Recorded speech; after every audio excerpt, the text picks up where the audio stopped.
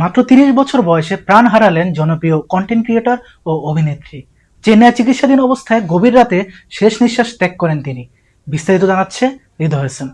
ক্যামেরার সামনে যিনি ছিলেন সবচেয়ে প্রাণবন্ত, জীবনের আলো নিভে গেল তার জীবন থেকেই। কন্টেন্ট ক্রিয়েটর ও অভিনেত্রী কারিনা কায়সার সামাজিক মাধ্যমে যার হাসি, গল্প আর জীবন ঘনিষ্ঠ উপস্থাপনায় জায়গা করে নিয়েছিলেন তরুণ সমাজের হৃদয়ে, তিনি আর নেই। মাত্র কয়েকদিনের অসুখ, কিন্তু সেই অসুখে কেড়ে নিল তার সব।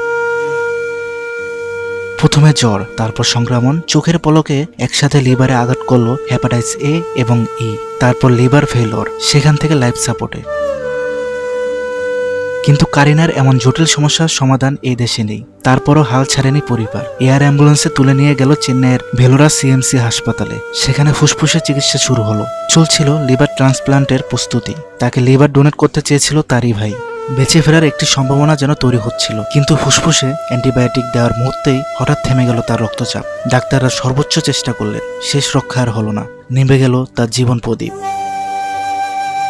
আর তার মৃত্যুর সংবাদ দেওয়ার কঠিন কাজটি করতে হলো তার বাবা কিংবদন্তি ফুটবলার কায়সার হামিদকে। নিজে মুখ খুলে জানাতে হলো মেয়ের চলে যাওয়ার কথা। একজন বাবার জন্য এর চেয়ে ভারী বোঝা আর কি হতে পারে। রূপালী পর্দার রঙিন ফিতার বদলে আজীবনের জন্য নিজেকে বন্দী করলেন সাদা কালো ছবির ফ্রেমে। তার অকাল প্রয়াণে শোকে ছেয়ে গেছে সামাজিক যোগাযোগ মাধ্যম। হৃদয় হোসেন, নিউজ এক্সপ্রেস 24।